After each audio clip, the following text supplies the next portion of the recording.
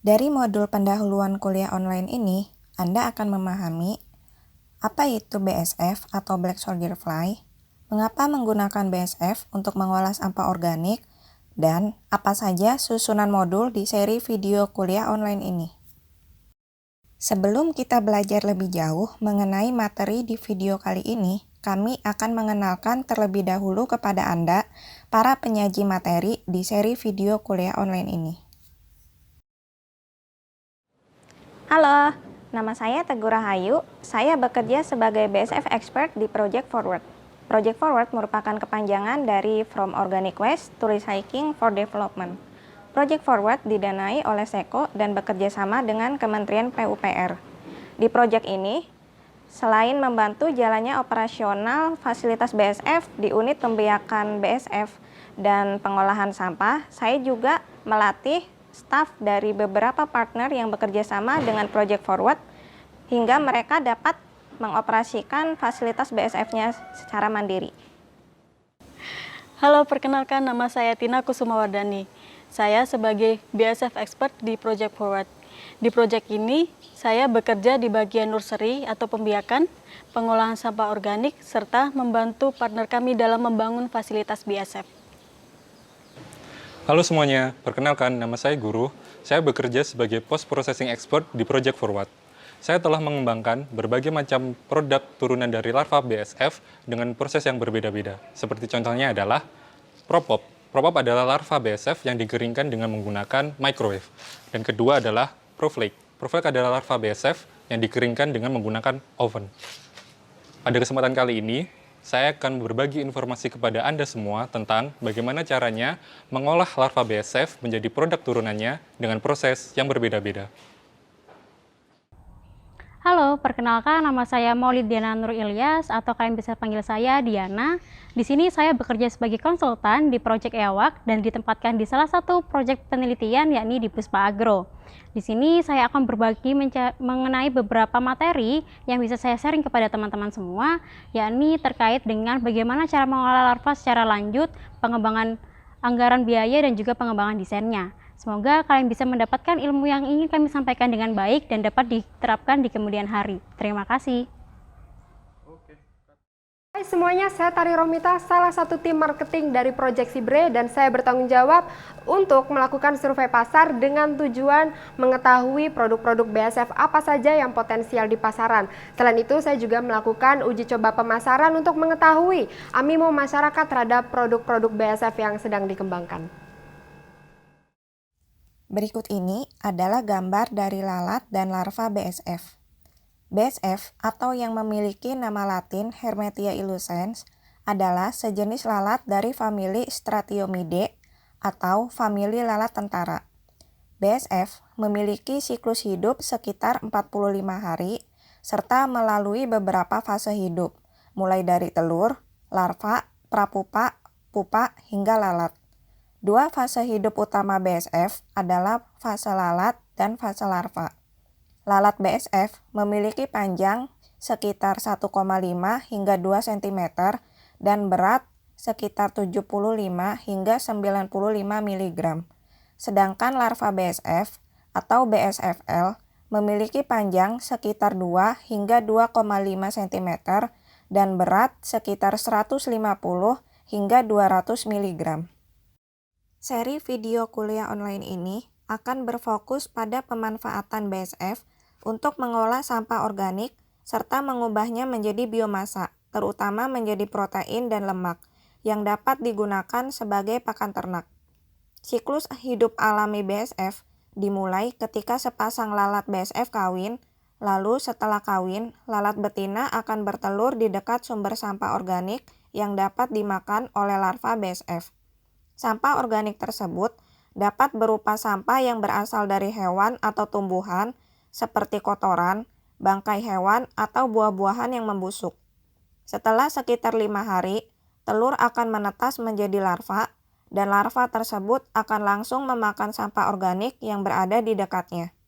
Larva akan memakan sampah organik tersebut selama kurang lebih 15 hingga 17 hari. Memiliki 5 instar atau 5 fase pergantian kulit sebelum berubah menjadi instar ke-6, yaitu prapupa, di mana prapupa BSF akan berhenti makan dan mulai mencari tempat yang cocok untuk memulai fase terpanjang dari siklus hidupnya, yaitu fase pupa. Selama fase pupa, bentuk BSF menjadi kaku, keras, dan di dalam cangkang pupa ini, BSF akan berubah menjadi lalat. Setelah sekitar 2 minggu, lalat muncul dari cangkang pupa, dan proses hidup BSF pun dimulai lagi dari fase awal, dan begitu seterusnya. Bagaimana proses pengolahan sampah organik oleh BSF yang terjadi secara alami di alam? Kali ini, Anda akan belajar mengenai prosesnya secara lebih detail. Ketika BSF telah kawin, lalat betina akan mencari tempat yang cocok untuk bertelur. Tempat tersebut memiliki kriteria khusus, yaitu berupa tempat yang aman, memiliki rongga atau lubang kecil, dan dekat dengan sumber sampah organik untuk memastikan bahwa keturunannya terhindar dari predator. Setelah 5 hari, telur akan menetas menjadi larva, dan larva akan bergerak menuju sumber sampah organik. Larva akan mulai memakan sampah organik tersebut, dan selama proses makan, larva akan melewati 5 instar selama fase pertumbuhannya. Karena larva tersebut menyerap nutrisi dari sampah organik dan mengubahnya menjadi biomasa yang digunakan larva untuk tumbuh membesar. Di lingkungan alaminya, BSF berada pada rantai makanan yang paling bawah, yang berarti BSF berperan sebagai pendaur ulang nutrisi atau biasa dikenal pula dengan dekomposer atau pengurai, yang selanjutnya akan menjadi sumber makanan bagi hewan lain. Dalam hal ini contohnya burung. Di contoh tersebut, larva BSF berfungsi sebagai sumber protein bagi burung. Selain itu, residu yang tertinggal setelah pengolahan atau konversi sampah organik oleh larva BSF dapat berfungsi pula sebagai tambahan nutrisi bagi tanah atau pupuk, dan membantu mendorong pertumbuhan rencana baru di mana sumber sampah organik berada.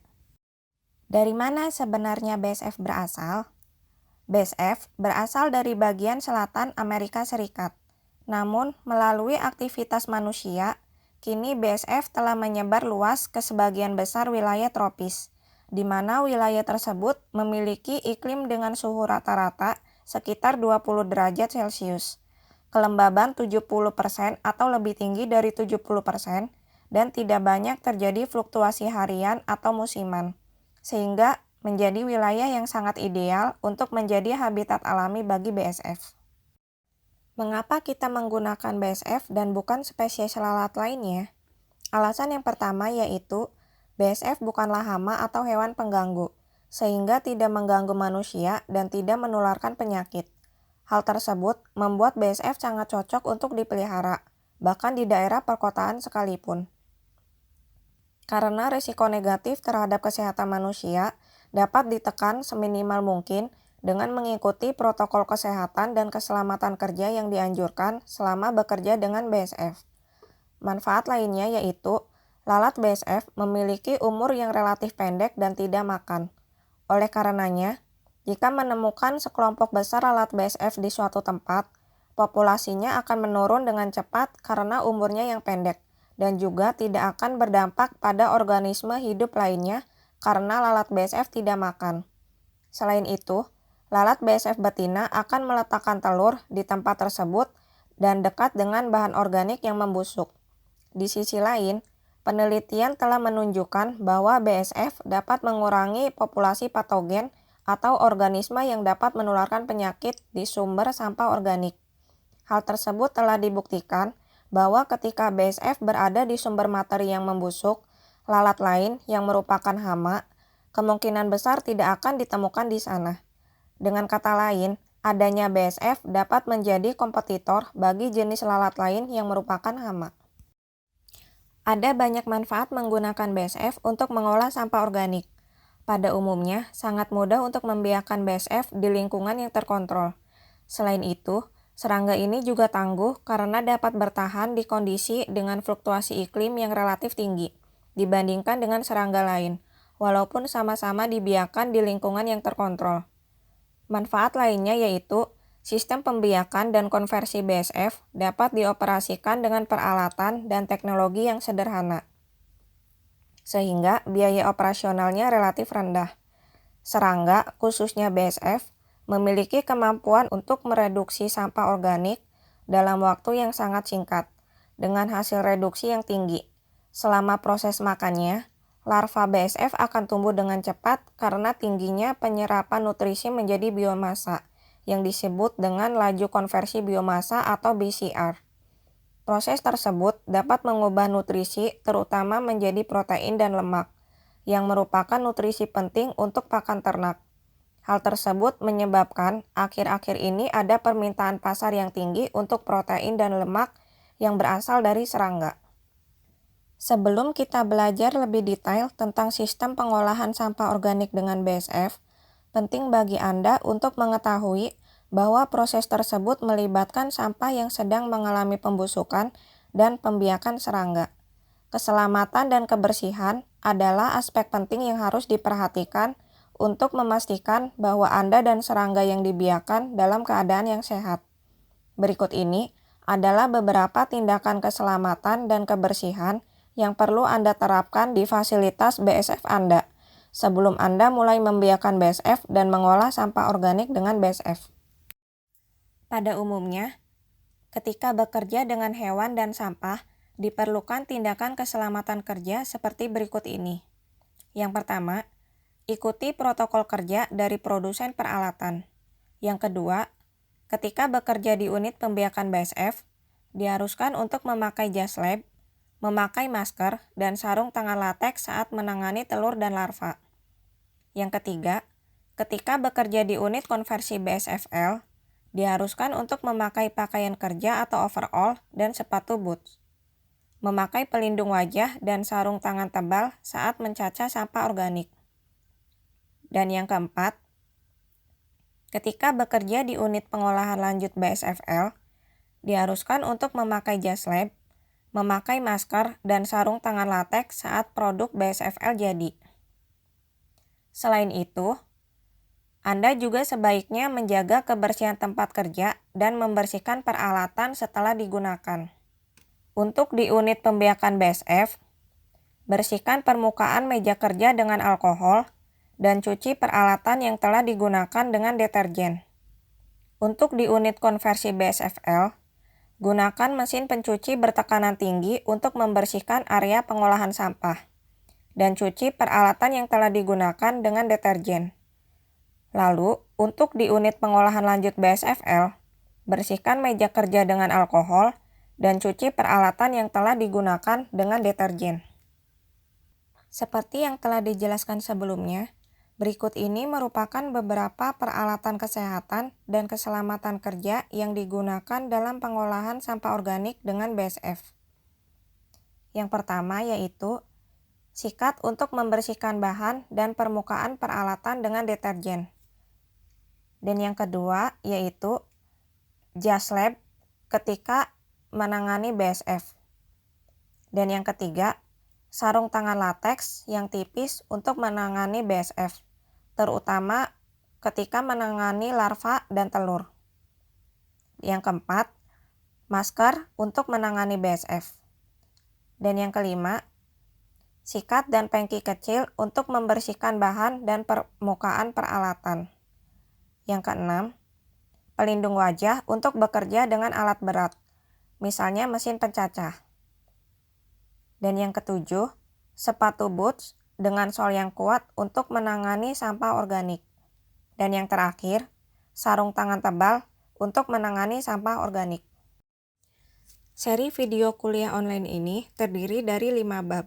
Bab pertama adalah tentang pembiakan BSF, di mana Anda akan belajar untuk menangani tiap fase hidup BSF, dari lalat, telur, limadol, pembesaran larva hingga menjadi prapupa, serta pupa. Bab kedua adalah konversi BSFL, di mana Anda akan belajar dari tahap pra-pengolahan sampah organik, pengolahan sampah organik yang menghasilkan residu dan larva, hingga pemrosesan larva hasil panen dengan cara dicuci ataupun direndam dalam air panas, sebelum diproses lebih lanjut menjadi produk BSF. Bab ketiga adalah pemasaran produk BSF, di mana Anda akan belajar mengenai penilaian pasar hingga alur kerja pemasaran dari produk BASF. Bab keempat adalah pengolahan lanjut BASFL, di mana Anda akan belajar tentang pengolahan larva BASF menjadi beberapa contoh produk BASF yang memiliki nilai jual yang lebih tinggi daripada dijual dalam bentuk larva yang segar, yang diproses dengan teknik pengolahan dan mesin yang berbeda pula. Dan yang terakhir, bab kelima adalah pengembangan bisnis BASF, di mana Anda akan memahami mengenai perancangan biaya dan desain fasilitas BASF sehingga diharapkan Anda dapat merancang sendiri fasilitas BASF sesuai dengan kapasitas yang Anda inginkan. Di setiap akhir modul seri video kuliah online ini, Anda akan diberikan 2 pertanyaan berupa kuis untuk mengetahui apakah Anda telah memahami materi yang telah disampaikan. Untuk video pendahuluan ini, pertanyaan yang pertama yaitu, sebutkan minimal 4 alasan mengapa menggunakan BASF untuk mengolah sampah organik. Jawabannya yaitu, karena reduksi sampah yang cepat, nilai BCR atau laju konversi biomasa yang tinggi, memiliki kandungan protein dan lemak yang tinggi, tidak menularkan penyakit, bukan menjadi hama, dan dapat mengurangi populasi patogen. Selanjutnya pertanyaan yang kedua yaitu, sebutkan minimal 3 peralatan keselamatan kerja yang harus digunakan saat menangani BASF dan sampah. Jawabannya yaitu, jas lab, sarung tangan, masker, sepatu boots, dan pakaian kerja atau overall. Saat ini, kita sudah berada di akhir modul, di mana Anda telah belajar tentang apa itu BASF, mengapa menggunakan BASF untuk mengolah sampah organik, serta apa saja susunan modul di seri video kuliah online ini. Terima kasih telah menonton modul ini dari seri video kuliah online proses pengolahan sampah organik dengan BASF. Untuk informasi lebih lanjut, Anda dapat membaca di buku panduan yang dapat diunduh lewat QR Code ini. Kedua materi ini adalah hasil dari proyek Forward oleh EWAK yang bekerja sama dengan Kementerian Pekerjaan Umum dan Perumahan Rakyat dan didanai oleh SEKO.